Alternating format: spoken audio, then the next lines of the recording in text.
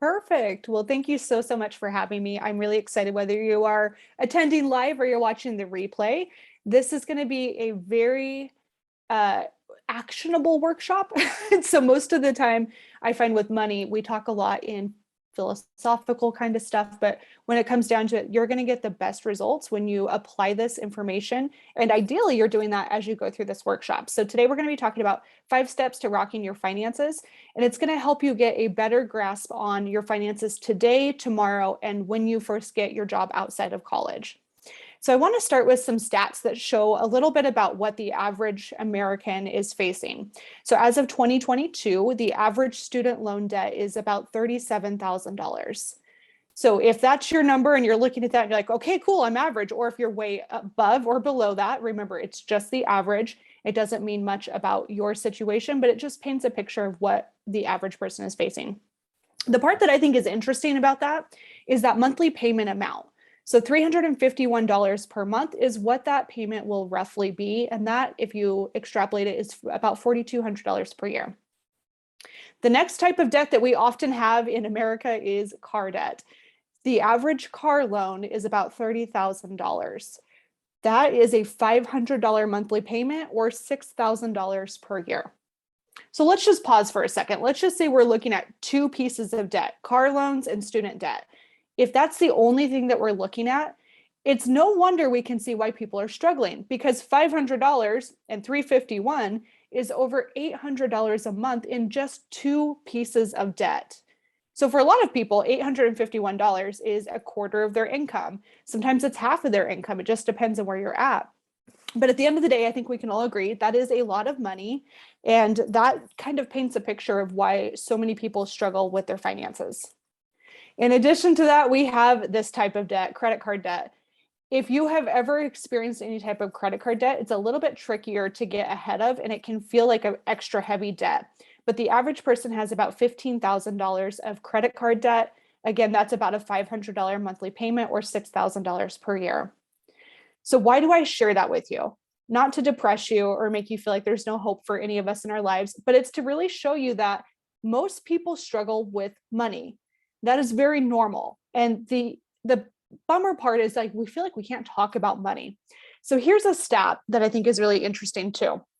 They asked a bunch of people, would you rather A, post a picture of your pay stub on Instagram, or B, share your Google search history on Facebook? You're like, I don't use Facebook anymore. That's okay. Fill in the blank, right? But I'm curious, tell me in the chat, what would you rather do? Pay stub or search history? Now, I don't know about you, but for me, I would much rather share my pay stub than my search history. I don't want anybody knowing my search history, but 42% of people that answered this question said that they would rather post their search history than share their pay stub.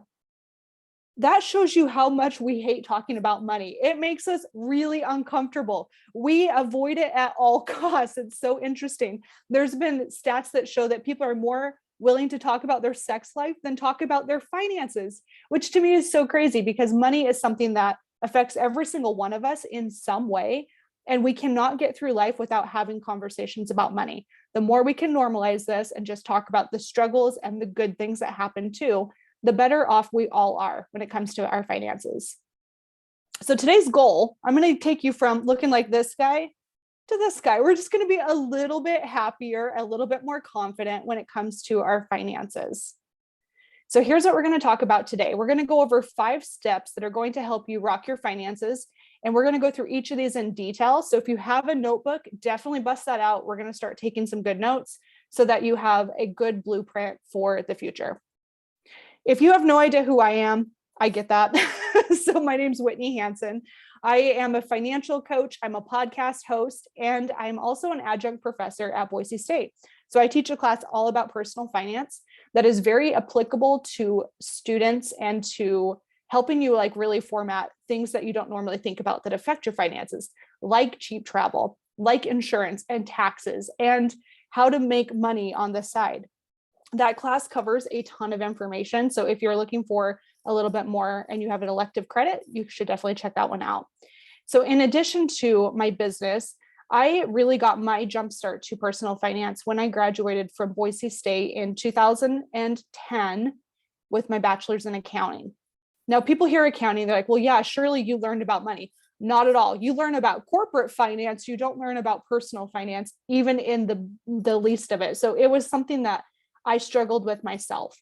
And then I graduated and I was so stoked. I was the first in my family to graduate college, but I had $30,000 of student debt. And I remember looking at that and thinking, holy crap, $30,000 is actually a lot of money. And you don't realize it until they like hand you that bill and say, this is how much you owe. You're responsible for paying this back. So it was a really scary moment for me. And I remember holding that bill thinking, okay, what the heck am I going to do? How am I going to get this paid off? Do I just accept that it's just a normal part of life? It's like another dog for me. Like, what do I do about this debt? Do I pay it off quicker? Like, what should I actually be doing? And so for me at that time, I decided that paying off the debt was going to be the best thing that I could do for myself. So I worked 2 jobs. I was a staff accountant by day, and the nights and weekends, I was a nail technician. So I did manicures and pedicures. That was my job to get me through college. And between the 2 different jobs and living like I had no money at all, I was able to pay off that entire $30,000 in 10 months. Now, I recognize that that is not necessarily a goal that everybody has. That was just my choice. And the cool thing about personal finance is it's personal. You get to create a plan that works for your life. For me, that's what I needed. You might be a little bit different, and that's okay too. But that was my entry point into personal finance and into helping people with their money. What I learned throughout all of my books and education and all of this stuff when it comes to money, in its simplest form, if you spend less than you earn, you're going to be okay. That's it. I could like legitimately just stop the webinar here and just walk away. If you understand that, then you understand that you can be good with money if you just spend less than you earn. And the good news is you don't have to be good at math to be great with money. This is something that I could step on a soapbox for all day long, but so many people think that you have to be a whiz at math in order to be wealthy or to just survive and have a killer life. That's not true. You don't have to be good at math. You have to be good at understanding your behaviors and setting up systems that help you better your financial life no matter what. So that's where we get into how do we make this happen. We're going to break down the first step of rocking your finances, and that is getting clarity and having the right mindset. So you're definitely going to want your notebook ready for this one. I want you to think about a 5-year goal. Okay, so think about 5 years from now, close your eyes, think about it. What do you want to accomplish with your life? What is it? I presume it's graduate college, right? Like nobody wants to be in college for longer than 5 years. That doesn't sound like very much fun. Maybe you want to buy a house. Maybe you want to take a gap year once you graduate and go travel around. Maybe you want to finally get a nicer car because you're tired of driving that old clunker. What is your 5-year goal? The reason I ask this is because so often we think about our lives in these like really small chunks. We think about 1-year goals. We think about 6-month or monthly goals, and those are fantastic. But why I want you to think about 5 years is because 5-year goals, that's the time that's going to pass no matter what. So ideally, you have a plan in place so that you're working towards those goals today. Does that make sense? We want to make sure that we're being very proactive when it comes to our finances so that when that 5-year time span is finally there, you can look back and say, I am so glad that I set aside some cash for taking this really sweet vacation that I always dreamed of taking my parents on. I'm so glad I did that. I'm so glad that I really prioritized saving for a house because now I have the money to make that work. That is why 5-year goals are so important, especially when you're in college. So here's what I want you to do. I want you to write down your top 3, try not to go more than 3, biggest goals for the next 5 years. Top 3 biggest goals for the next 5 years. If you're comfortable with this, please drop one in the chat. I'd love to see kind of what you're working towards. And I'm going to take a sip of my coffee. Top 3 biggest goals for the next 5 years. I can share one of mine. I have a personal goal of building really weird properties that I could then do as short-term rentals. It just seems really fun to me. So that's something that I am actively saving towards. Buy a house. Yes. Okay. Move out of Idaho. Yeah. Okay. So all of this stuff is going to cost some type of money, right? And so if you know that you want to buy a house in 5 years, What you can start doing is doing research of how much do I actually need to set aside. And let me give you a tip. It's not 20%. We hear that a lot. That's really not true. There's a lot of programs out there that will allow you to get into a house for 3 to 5% down. So how do we take that and turn it into an actual practical goal? Well, we can say, once I graduate college, I'm going to set up an automatic transfer from my checking account to my savings account that is $250 per month, whatever that amount is. You're going to break that goal down. And then we can start to see, how do we actually make this work? So the next thing that we're going to have to work on is, once we have clarity of where we're headed with our lives, we got to work on our mindset. I don't know if you've read the book Mindset by Dr. Carol Dweck, but it is such a good one, and I highly recommend checking it out. Because what happens for almost all of us is we get into this rhythm where we're really excited about our goals. We set our 5-year goals. We're like, all right, I'm going to buy that house. This is so cool. Maybe we do a little Zillow house shopping. We get really excited about it. And then that negative self-talk creeps in. Do you know what I'm talking about? This happens to everybody. You're not alone. It's that imposter syndrome. You get out of college and you start getting your first classroom and you're like, oh my God, I'm so excited. But why am I the one that's here? Like, we start to really diminish all of our coolness, really. And a lot of that comes down to actively working on improving your money mindset. So here's one thing I want you to remember when it comes to mindsets. For everything that you say yes to, you're saying no to something else. Everything you say yes to, you're saying no to something else. Even the cool goals, even that goal of getting the bigger house or buying a car or just having a killer emergency fund. Every penny that you're putting towards those goals inherently means you're saying no to something else. So that's a little stressful, right? That's why we want to make sure that we are having the right mindset and understanding that whatever we prioritize in the moment is really truly what's going to be our future. So if we are saying buying that house is really important to me, but every weekend we're going out for appetizers and happy hours and we're doing all this stuff with our friends, you're saying yes to that in the moment, which means you're saying no to something else, which could be your future goals that are really important to you. So that is one subtle mindset shift that I like to remind people is sometimes we get into this rhythm where we feel kind of crappy that we can't do it all. And ultimately we can't. We just do not have the ability to do all the goals all at one time. That's the same thing with time, right? You can't go to college and say, this is important to me at the expense of other things too. Maybe you're not able to spend as much time with family and friends. Maybe you're not able to work as much as you'd like. Every single thing that we say yes to, we're saying no to something else. Always remind yourself of that. And then I want you to start reframing your mindset. So when you notice these really not so helpful patterns or these behaviors or these stories that we tell ourselves in our head, I want you to start to actively reframe this. First, we're going to start by just observing. I think money is the hardest thing in the world. I'm always going to struggle with finances. Observe that thought. And then I want you to question that. Okay, why do I feel like money is so tricky? What's really going on there? And then you might actually explore that further, ideally with a therapist. That's very helpful for so many people. But you can start to say, where did this mindset come from? Oh, I saw my parents constantly struggling with money. So no wonder I feel like money is really tough or money is really hard to come by. That's all I've ever observed. And then once you start to understand where this is coming from, I want you to alter that mindset. So instead of always thinking money is so hard, what if you started to say money can be easy? Money doesn't have to be difficult. Money is just a tool. So you're going to start to alter that mindset, and then you're going to repeat that pattern and this model as many times as possible until it starts to change for you. And a lot of people hear this and they're like, that sounds great, but how do I actually alter that behavior if I've never seen that model to me before? How do I believe that money can be easy if all I've ever seen is examples of how it's difficult? That's where I think podcasts, mentors, these kinds of things, even books, are really helpful for showing you a different way of thinking.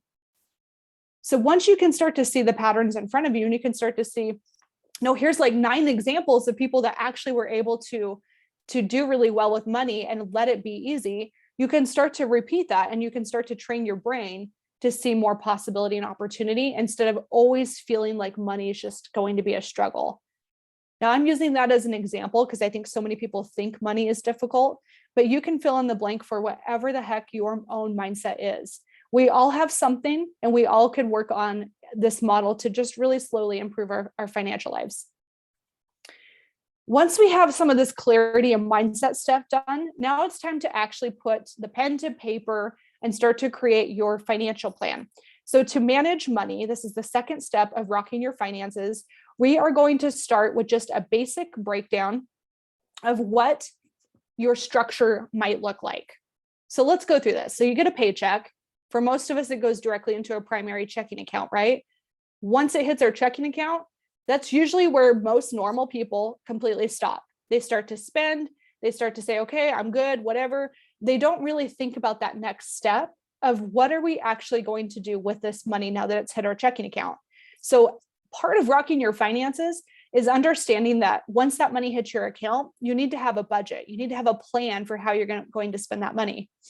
Once you have that plan in place, then you can set up automatic transfers. So literally your money is working for you and you don't have to do hardly anything. I'm all about the lazy way of approaching finances because we're so busy that we don't remember to do these transfers.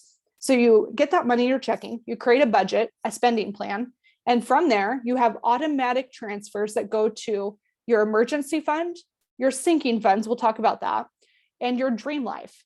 This is savings accounts for your future. This is that house you talked about wanting to buy.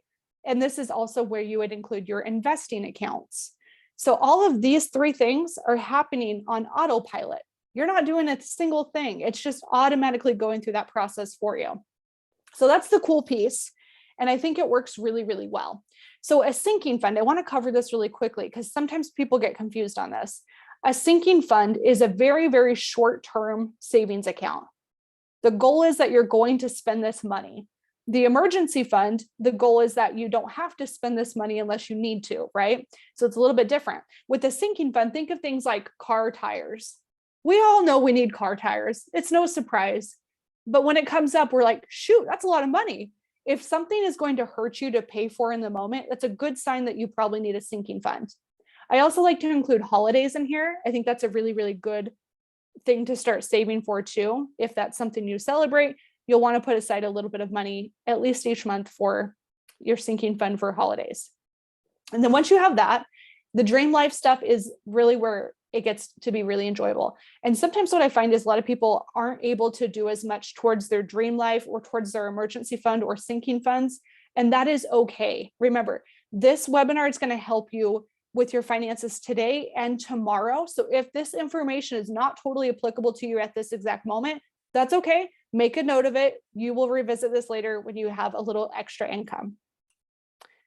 So let's go through and talk about values when it comes to managing your money.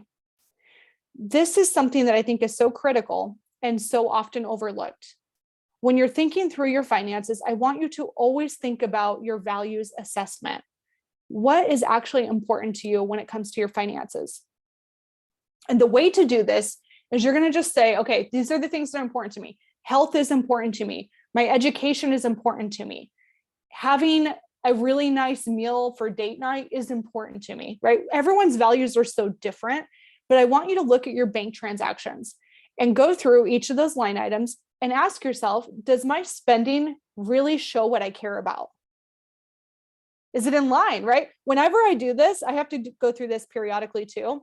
I look at it, I'm like, oh man, it's not in line with what I thought was important to me. I'm saying my health is important to me, but I'm going to Starbucks every day. I'm eating out way more than I should. So sometimes when we say what's important to us and we look at our spending, it shows us how we can start to adjust subtly so that it makes a lot more sense for us. Pop over to the chat.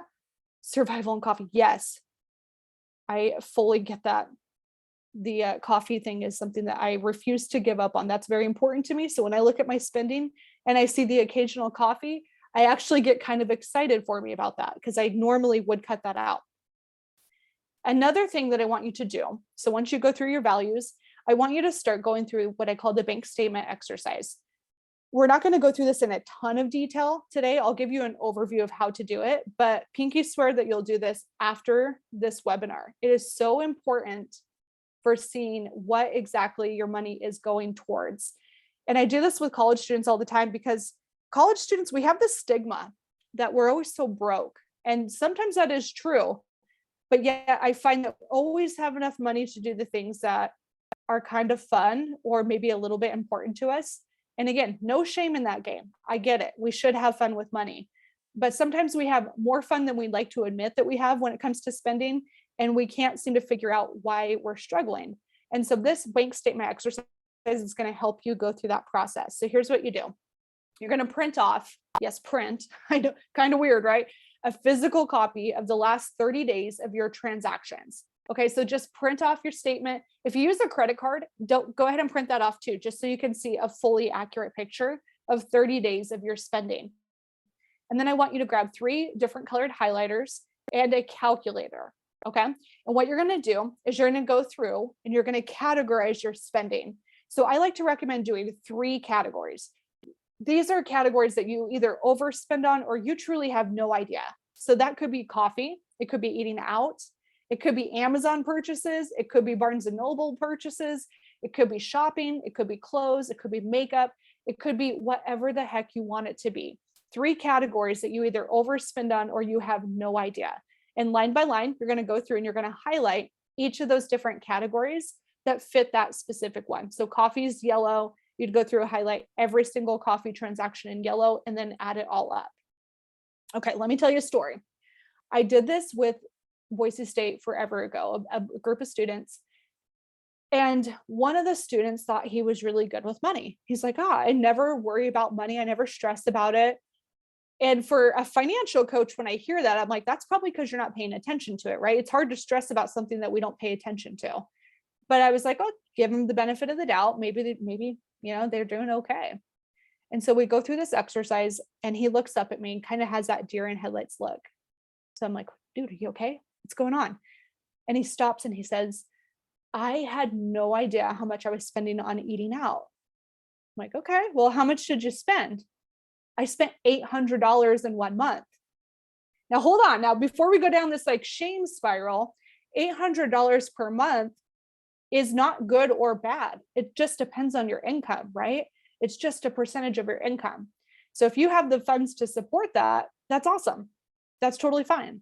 If you don't have the funds to support that, that's when we go into problem zones. And so this poor guy, his income was not $800 a month worth of supporting. And so therefore it needed to be adjusted. But this will give you an idea of how much you're actually spending. And that way you don't lie to yourself. You're not guessing, you know exactly how much you spent. So now we have these numbers. We're going to create our spending plan, which is another fancy way of saying budget. And what we're going to start with is just your income and your expenses. So let's start with the easy one. For budgeting rules, it's got to be done before you spend the money. Like this is like no duh, right? Like you're not going to look back on your transactions and then retroactively try to create a budget. It doesn't work that way. We want to be proactive and we want to be preventative. We want to make sure that we're intentional with how we spend. So it needs to be written down, reviewed often, and it takes a few months to get right. The first time you do a budget, you're going to think, oh my gosh, there's never any money for me. I don't know what I'm going to do. My life is totally over. It can feel really heavy when you first get started, but give yourself that grace for those 3 months that you will figure it out. You're a smart cookie. You're going to be okay. You will figure it out. But having your head under the sand is not a good strategy long term. We've got to face this stuff head on. We've got to get intentional. And this is a really great way for you to take back a little bit of that control. So to do this, we're going to start with our income. So income minus expenses, that's a budget. You can get nerdy. You can do spreadsheets. You can do notebooks. You can just write it on a sticky note. It really doesn't matter. As long as you're writing down your take-home pay for the month, all of your monthly expenses, and we're just forecasting. We don't know how much we're going to spend yet. We're just estimating. And that's all we're going to do. So let's jot down some income stuff. This can be a little bit trickier to understand, especially if you are a variable income person. So fixed income's easy. You just write down your total take-home income. How much do you earn each month? So let's say hypothetically you're living on student loans and that's how it works. So maybe you got a student loan, you put all of that student loan money into a checking account or a savings account, and that's how you pay your bills every month. So if that's your case, that's a fixed income, right? It's very predictable. We have a set lump sum. It's got to last us a few months. We know exactly how many months it needs to last us. So it's really not a huge issue. So that's an easy portion to go through. The variable income is a little bit trickier. So with variable income, I like to look at data. Always look at data. So let's say you have a year's worth of job expenses or income, and you can see exactly how much you're earning. What I look at is the high months and the low months. So 3,000 was your high month, 1,700 was your low month. Now, these are just made up numbers. Don't let this mean anything. If you're like, oh my God, I wish I was making stuff, that's okay. You'll get there at some point. But these are just for examples. So if it's $1,700 for the low month, as a financial coach, and this is what I do personally, I look at that low month and that's what I use to estimate my income. So then when I'm writing down my budget and I'm saying, this is how much I'm going to earn, anything above $1,700 is just a really nice added benefit.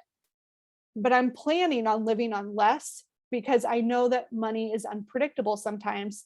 And so I'm using that lower amount for variable income.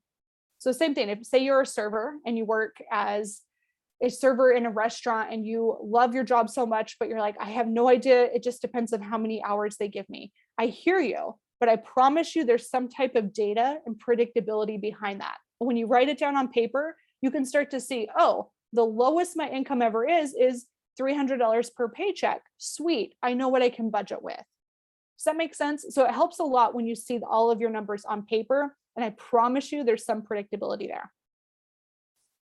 And then you can start to plug in all of your information into a budget template. If you need a little bit of a guide and you want to use Google Sheets or Excel, you can go to whitneyhansen.com/how-to-budget, and it's going to walk you through exactly step by step. But let's go through a gist of it. So this is how I personally like to set this up with all of my coaching clients. We write down the paycheck dates for the month. So let's say we're planning a budget for November. We would write down what days do you get paid in November? What's the income source? This is like maybe you work at, I don't know, the mall. So you work at the mall, we'd write mall income.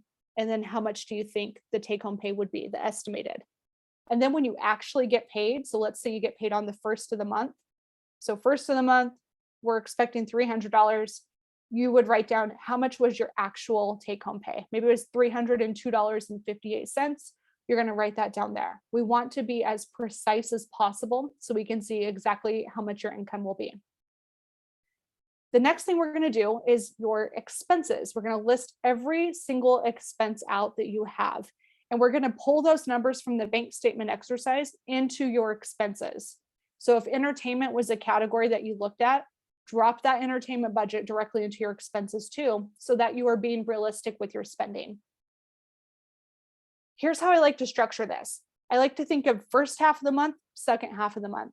And then I like to think of my variable bills or my variable expenses. Variable meaning it changes all the time. Fixed meaning it's pretty set in stone. We have rent, it's due on the first, it's $600. There's no way we can get around that. We already know that's when it's going to be due. So same type of thing. You list out all of your due dates, the expense, your forecasted amount. And then the spend to date is when you officially pay that bill. That's when you would mark this off and it will show you that you have $0 remaining in that category because you spent every single penny. That's exactly what we want. Now the variable bills, this is where most people get stumped when it comes to budgeting. So this is stuff like groceries, gas and car, eating out, Amazon purchases, shopping, entertainment, all of those different types of categories. That's where you're going to list all of this. So I would list all of my expenses out. I would estimate how much do I think I'm going to spend. And then I would track it every single week and put those numbers here. So I know exactly to the penny how much I spent on groceries, on eating out, on coffee, on shopping, all of those different categories. And then you're going to see at the end of the month how much you were over or under budget. Again, the first month of budgeting, you're probably going to be over on almost every single category, and it sucks to see that. But it's not about shaming yourself or judging yourself. We just need data. Try to keep this process as unemotional as possible It's just numbers on a paper that are supporting your lifestyle. That's it. Okay. So that's another little mindset thing going back to that section. Never judge yourself for your financial spending, just observe it and change it if need be. And at the end of this process, when we have our income, we have all of our expenses listed out, you should be left with $0. Now, that doesn't mean your account is $0. It means that you have budgeted every single penny and given every single dollar a job. That's the important piece. We want to make sure your money is working for you 100%. And that's going to be done through budgeting every single penny. One thing that I like to do, so if you're kind of midway through budgeting and you're like, oh man, I just need a weekly plan, I like to look at a weekly breakdown. So what I would do for this is I would look at my checking account balance and I would write that down. And then I'd say, how much of a buffer do I want to keep in my checking? What that means is like how much money, when you look at your account, if it goes below, say $100, it stresses you out. You want to make sure that you always have at least $100 in your account. For me personally, it's 500. I have some clients that want $1,000. To me, that's a little bit high, but at the end of the day, it's personal finance. So you're going to write down how much of a buffer in your checking account do you want? And then that tells you what's your available balance, like how much can you actually spend? So before you go spending all your money, then we want to look through all of the expenses to pay. So what I would do is I would write down the checking account balance today, and then I would look at when do I get paid next? Maybe it's the 4th of the month, okay? So from now until the 4th of the month, what expenses are going to clear my account that I have to make sure I have some money covered for? And then if you have anything left over, that tells you how much you can then move towards your goals, towards your future, towards paying off debt, towards fun. It's going to give you a better idea of how much money you have left over. So this is something I like to do midway through, and I do this every single week to help me stay on track with my finances. It works really, really well. If you're extra nerdy and you need a little bit of a reminder, print this off and tape it to your debit card. It sounds cheesy. It sounds really cheesy, but it works because it helps you see on your debit card before you spend the money. You have to look at your budget and you have to say, oh, here's how much I allocated for groceries. Here's how much I allocated for eating out. Here's how much money I truly have to spend. It allows you to see that before you spend the money. So it's a really good way to go. Some people don't like that idea and would prefer to make that their screensaver on their phone. That's cool too. Just do something that helps you remember what it is that you're working towards. The next step that will help support you with your financial management is setting money rules. Now, these are just some made up rules that you can adopt, you can utilize, you can create your own. I hope you do create your own, makes it so much more personal. But maybe you set a rule and you say, I only eat out on Fridays. That's it. So Monday through Thursday, I'm super good. Only on Friday is when I allow myself to go buy lunch. Or maybe you like to travel a lot. This is my personal rule. I only purchase flights to Europe if they're less than $500. If I see a good deal, but it's more than 500, I just disregard it. Or another one, I will only buy coffee when I feel like it, but it has to be a small black coffee. It can't be a grande sugar-free vanilla latte. I love them, but it eats into my budget. So for me, the frequency of being able to buy coffee more often is better than the one-time sugar-free vanilla latte. You might be different, right? This is why you set your own money rules. You might love that one-time treat. That's awesome. Like write that down for yourself. But setting money rules allows you to quickly make decisions and not have that decision fatigue of constantly worried about, should I do this, should I not? You set your money rules, and that's how you can start to live your financial life. It makes life a lot easier when it comes to the mental fatigue piece. So now we've got your management under control. How are we doing so far? Tell me in the chat. Are you confused on anything? Are you with me so far? Give me some feedback so I can see kind of where your head's at. And while you're doing that, I'm going to start introducing us to the next step, which is saving. So this is the third step of rocking your finances. When it comes to saving, let's talk through the professional year specifically. That's the part that I think is most relevant to you right now because it's a little bit overwhelming. So there's a formula that we can use that will tell you how much you actually need to set aside for your professional year. So first, we're going to start with how much are your normal monthly expenses. We're going to write that down, okay? Normal monthly expenses. You know this because you just went through your budget. So once you go through your budget in detail, you know exactly what your normal monthly expenses are going to be. And then you're going to subtract out how much money you earn each month. Now, this will change, right? So maybe during your professional year, you can't work as often. You wish you could, but you just, time management wise and mental health wise, you're just not able to. So maybe you only do some side hustles on the weekends. Totally cool, right? So you can find ways to make a little extra income that don't completely take away from your schooling. So how much do you think you can earn each month? You're going to write that number down. So normal expenses minus how much you earn each month, that's going to tell us how much money we need to survive each month. So what's our deficit there? We're going to take that and times it by the months that you need the savings for.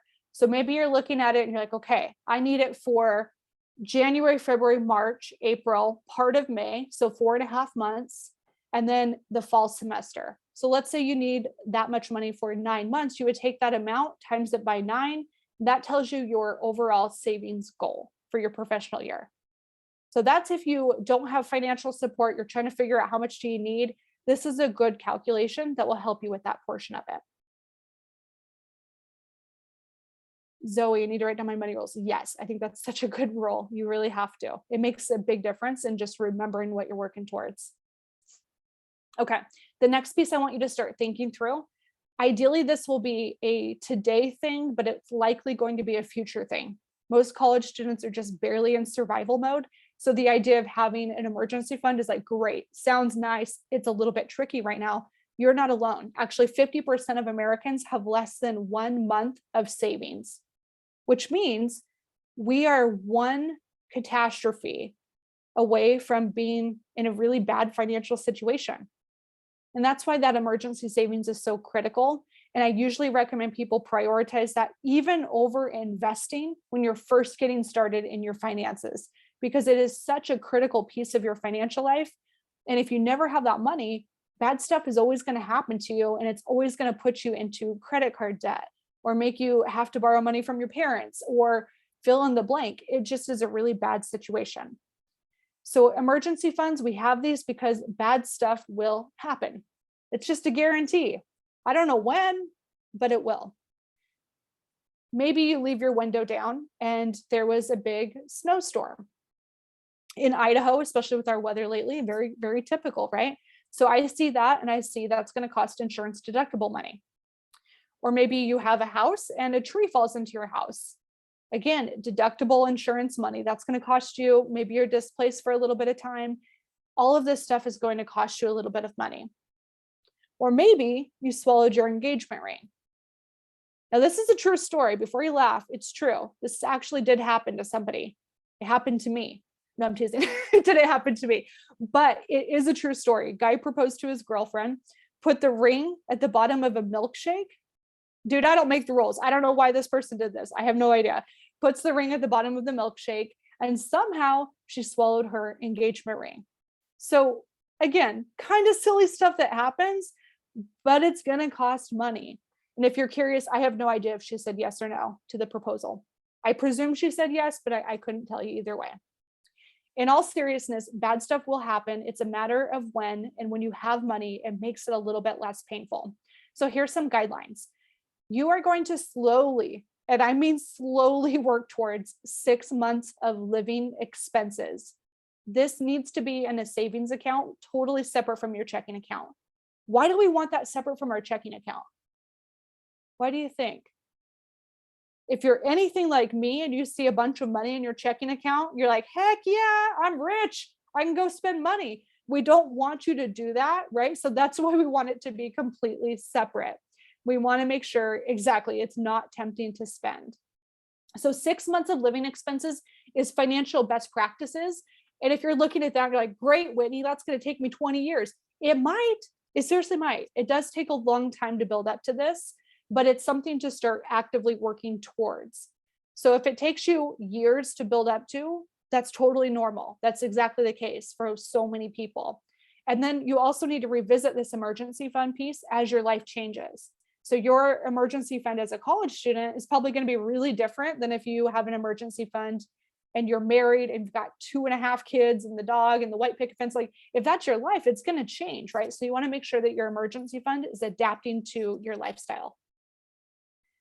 So I'm curious for you, go through and do a quick estimate of how much do you need in your emergency fund. You do not have to share this with me. This is totally up to you to keep, but I want you to go through and calculate just for a second how much you think you need in your emergency fund. Total save or total amount that you need to survive each month, times that by 6.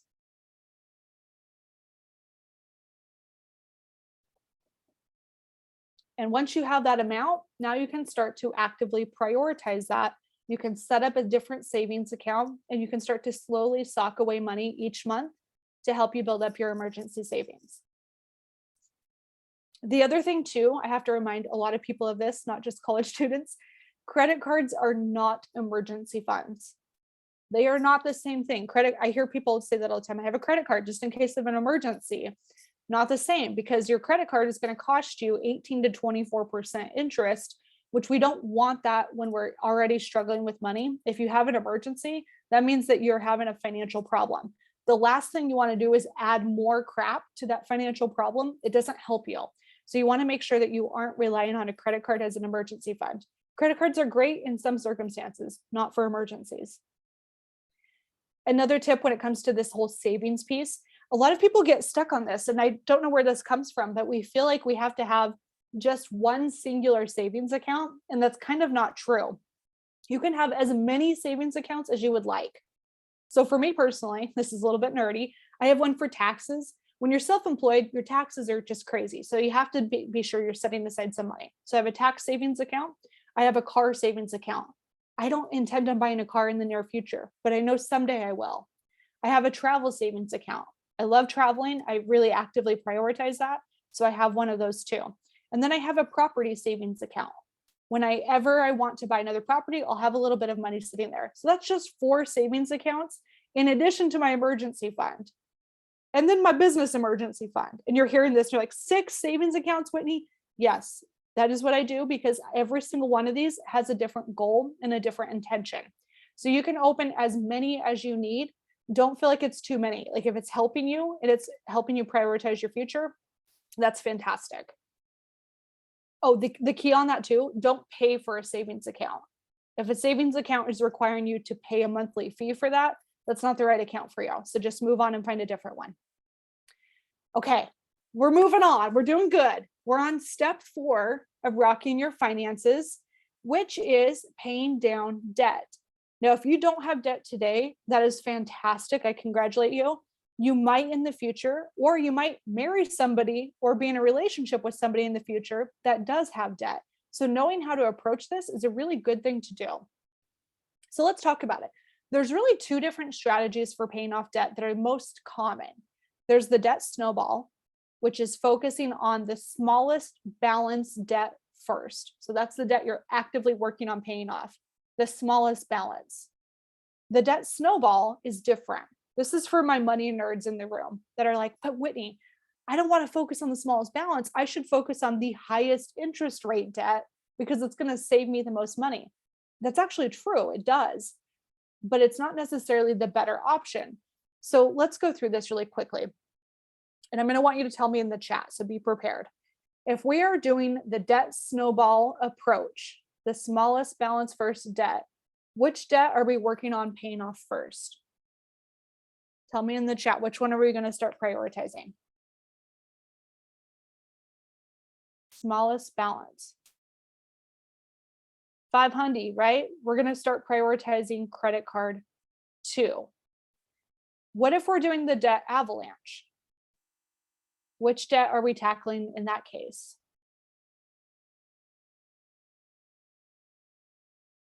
Perfect. Okay. Yes. Okay. So for avalanche, we're tackling the highest interest rate debt. So that means any extra penny we get, we're putting directly towards credit card 1 to get that paid off. If we're using the snowball approach, we're putting it all towards credit card 2. Now, here's why this is important.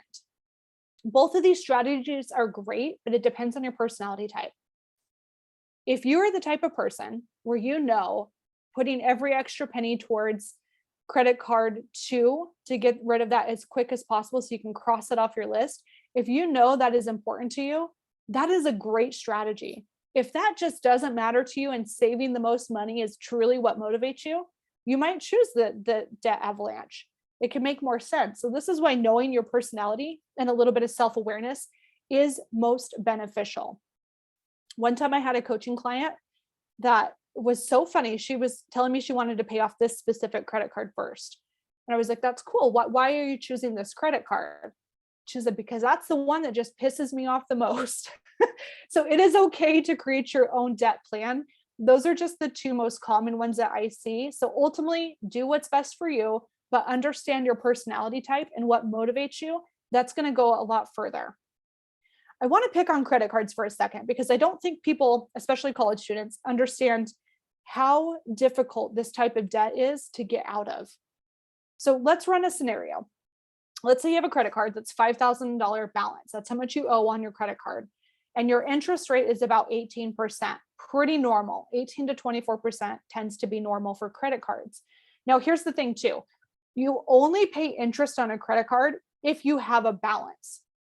So say you charged up $5,000 on your credit card, but you paid it all off when you got your statement. You're not paying a single penny in interest. It's only when you carry a balance. Okay. So it's a big piece to understand. So when it comes to this 18%, your monthly payment is going to be about $150. It's about 3% of your balance.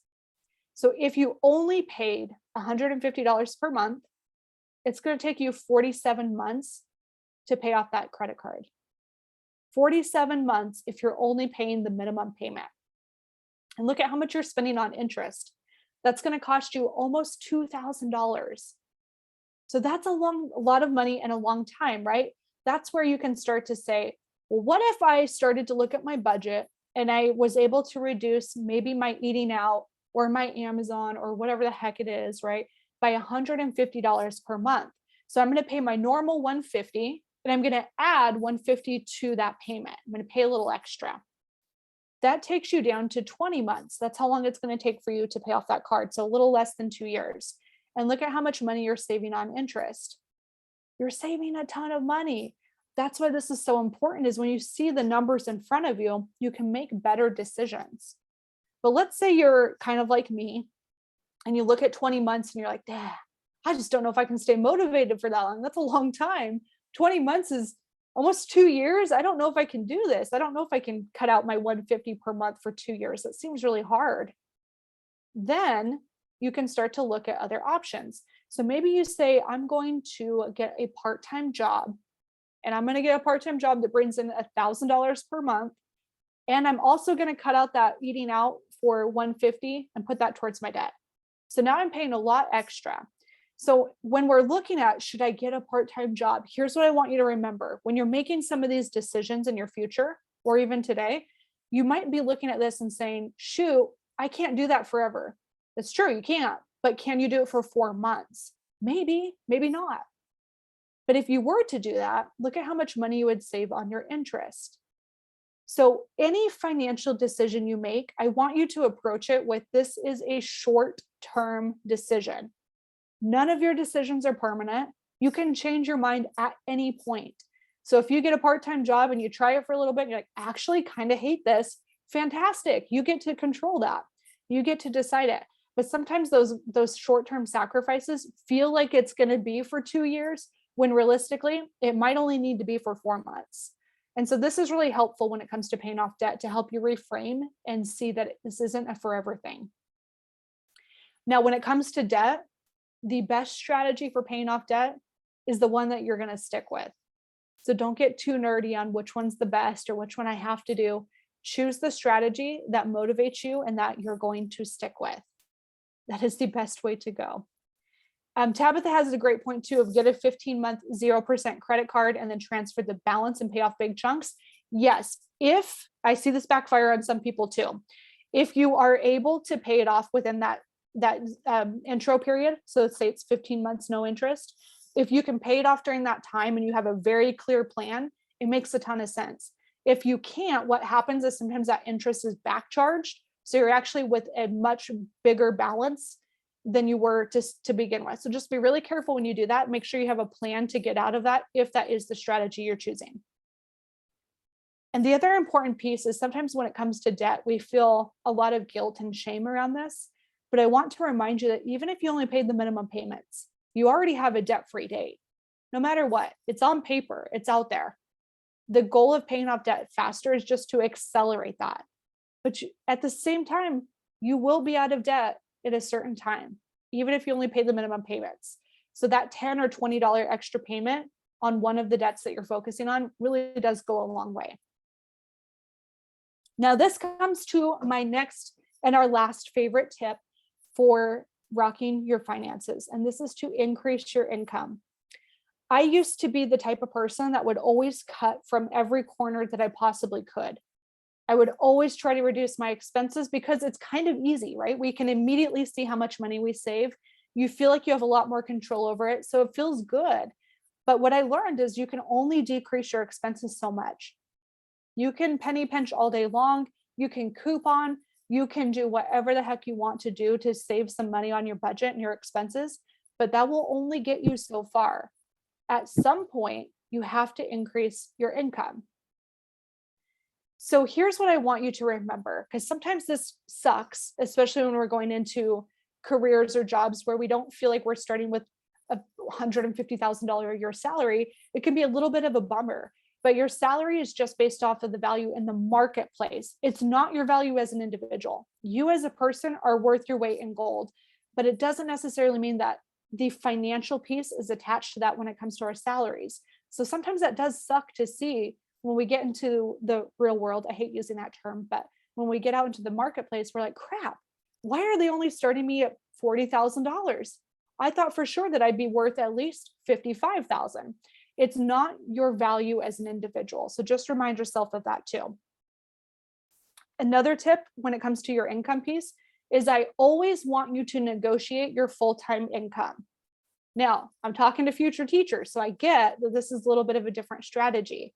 For public schools, you're going to have the career ladder, the step system. It's very likely that you can't really negotiate as much when it comes to public schools. But if you go into the private school system, there is room for negotiation. You are able to start to ask these types of questions and request a higher salary if you feel fit, if you're qualified for that.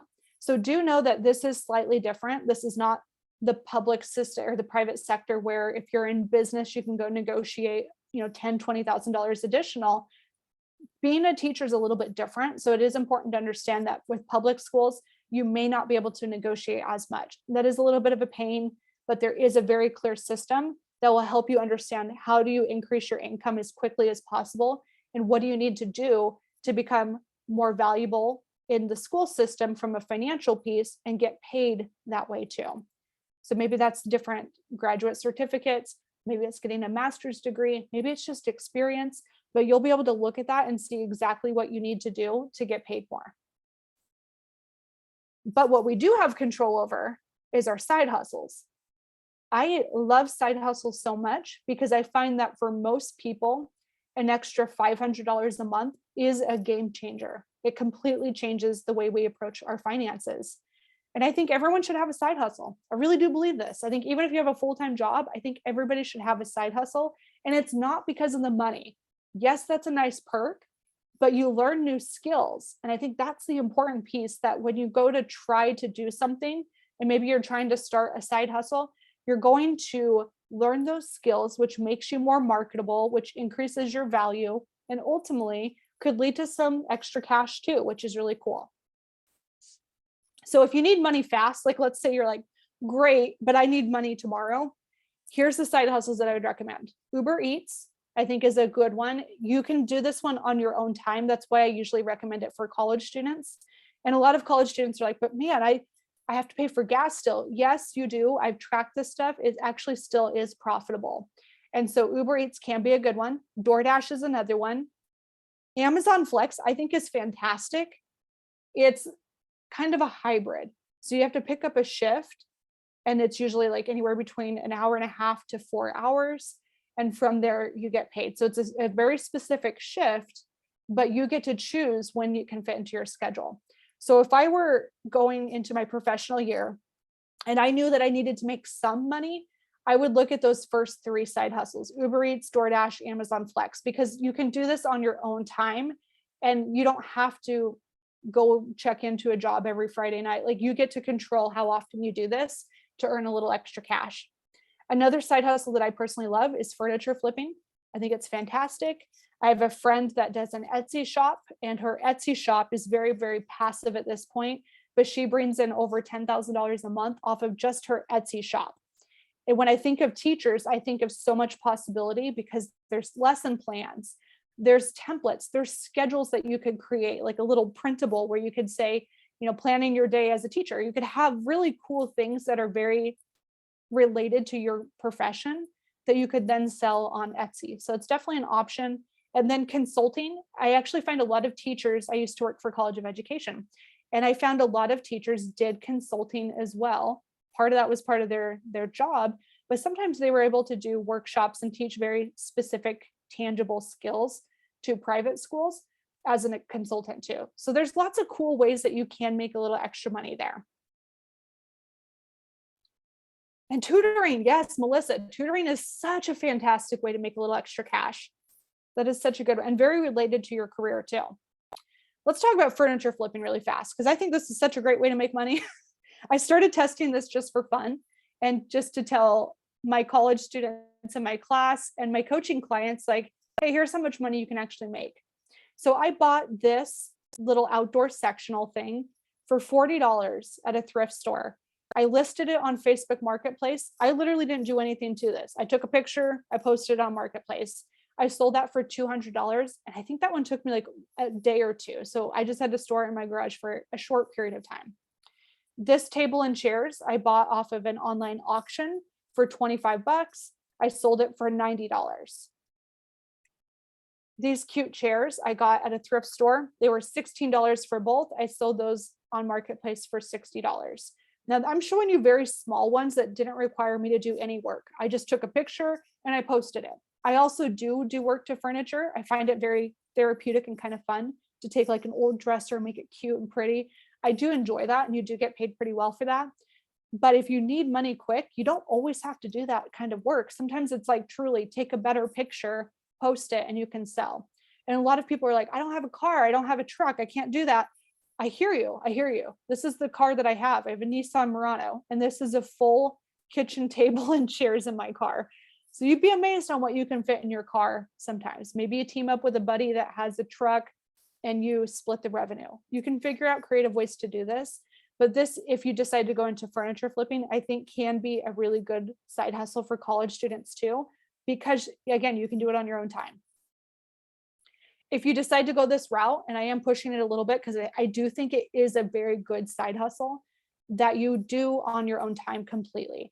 So you're going to start looking at thrift stores, look on Craigslist. Craigslist is not dead. People still use it. Just be careful, of course. Facebook Marketplace. I also find lots of items to flip on Marketplace, and then I'll relist it on Marketplace, which sounds a little weird, but you can do it, I promise. And then online auctions. If you go highbid.com, you can find auctions there, and it will give you auctions in this Treasure Valley area. You want to set your profit minimum. So like what type of furniture will you not touch? So for me personally, if I only make $20 off of a piece, I'm not really interested. It's not worth my time, my gas, my energy, if I only make $20. So for me personally, I won't do a piece of furniture unless I make at least $100 profit. So you're going to learn this as you go. You have to take good pictures, which college students, man, you guys are all so good at that these days. It's crazy. We've got good phones.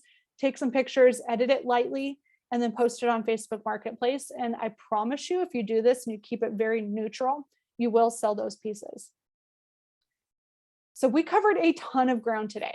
We went over all 5 steps to helping you rock your finances today, tomorrow, and in the future. And I just want to say thank you so much for your time. I want to leave you with this quote. It's not about being rich. All of this money stuff, it's not about being rich. It's about living your richest life. I think this is a very good quote to remind us of, because sometimes we get so caught up into this wealth building mindset when realistically it's what type of life do you want to live How much do you want to give? How much do you want to save? How much do you want to invest? When do you want to retire? And using money as a tool to just help you get there. That's all it is just a tool at the end of the day. Okay, if you want to stay in touch with me, highly recommend it. I'd love to hear what you're up to. Here's my email, whitney@whitneyhansen.com. If you want more free money education, the Money Nerds podcast is what I recommend listening to. I interview people with really cool and interesting money stories and get some little nuggets of wisdom into how they're approaching their own finances. So if that's interesting to you, I highly recommend listening to that podcast. Let's take some time for some questions. I'm going to officially stop sharing my screen. And I think you have a question too. You might even be able to unmute yourself and ask it in person. If you can't, you can write in chat and we can read. I have a couple of questions. Tabitha and Zoe, if you guys have any questions, like, feel free to jump in. But if nobody has any, I have a couple. Yeah. One question I have is, like, how long do you recommend spending on, like, kind of everything that you just mentioned in terms of like budgeting and kind of thinking through what all that looks like? And I understand that often takes a little bit longer at the beginning of that process if you haven't sort of allocated your dollars yet and thought about like how much money you want in each category and how much you're trying to save into each of your accounts and that kind of a thing. But once you sort of have that going, like, what is sort of a good goal for like how long that should realistically take you month to month? Such a good question. Okay, I'm a big fan of checking in weekly. And so I have a weekly money date that I recommend for people. So what you do on this money date, this is your time for you'll have your longer session at the beginning of the month where you create your budget, you're forecasting your expenses, you're looking at what's coming up in November that's different. So you'll have that set in stone first. And then every single week I would go through, I would look at my goals that I'm working towards, do a little visualization, remind myself of what I'm working for and how my money is supporting that bigger vision. And then I would then update my spending for the week. How much should I spend on groceries? How much should I spend on eating out, etc.? What bills are coming through this week? Get that weekly plan in place. All of that takes 15 minutes or less. So I recommend at least giving yourself a 15-minute financial hygiene every single week. Zoe, advice on building. I have so much advice on building credit. Okay, I'm glad you asked this. This is a really big deal, especially for college students. If you're trying to build your credit for the first time ever, you can go to a local bank or a credit union and you can ask for a credit builder card. And what they're going to do, I think they call it a credit builder loan. Essentially, the way it works is they will give you a credit card that you can spend, but it's attached to your own money. So maybe it's a $500 limit or $250. And so the way it is viewed is you have a personal loan, but it's actually your own money. So you're actually not getting into any debt at all. It's just like a mini savings account. So that's one option to get started. Once you have some credit, you can probably get a student credit card. Here's the trick with using a student credit card or any credit card. You want to put one recurring expense a month on that card. So like maybe it's your gym membership, maybe it's Netflix or Hulu or Disney Plus or whatever, right? One recurring charge to that card. And then you're going to schedule an automatic payment from your checking account to this credit card. So it's going to pay it off in full every single month automatically. And then I would cut up that card and I would not even touch it. I'd forget I even had it and just let this system work on autopilot. If you do that, I promise you in 6 months to 1 year, you're going to see massive changes on your credit report. You're going to have a really, really pretty good credit score if you use that system. The rule with credit is 30% utilization, which means you never want to charge more than 30% to any credit card. So if they give you a credit card with a limit of $1,000, you want to make sure that you're never charging more than $300 on that card for credit building purposes. If you go over 300, your credit score starts to go down. You go over 50%, it goes down. Even if you pay off your balance in full, it's the amount you charge during the month. So that's why that first strategy that I talked about, where you have that recurring payment and you're just scheduling that automatic thing, it works the best because you're never getting in trouble and you're always well below that 30%. So that is how you build credit. That's truly it. It's a really good question too. I have a question kind of along those lines. Mhm. So I've been thinking about, I have like one credit card that I use all the time, and it's a Southwest Airlines card. And I don't love that airline as much as I used to now. And it's just not as useful for me as it used to be. So anyway, I've been thinking about getting a new credit card, like through another, like through Alaska, for instance. And I keep getting these offers in the mail. It's like 40,000 miles, 60,000 miles, 80,000 miles. But I've heard like if I go through Chase, I can get a better deal with more miles, and was just curious if you have any thoughts about like when people are choosing credit cards in general, like good resources or tips in terms of like how to pick a credit card that's really going to work for you. I think the first thing you have to know is the intention behind the card. If it's for credit boosting purposes, like in Zoe's question there, then you don't really care about the bonus points as much. You're just doing it to boost up a healthy credit score. If you're trying to do it for travel hacking, which I think is what you're kind of talking about, Melissa, then what I would like to do is I like to look at when do these credit cards have the initial sign up bonuses where there's extra points. So for example, I personally am not married to a single airline. I travel all of them. So because of that, it doesn't make sense for me to do an airline specific card. So what I do instead is I look through, like you mentioned, Chase.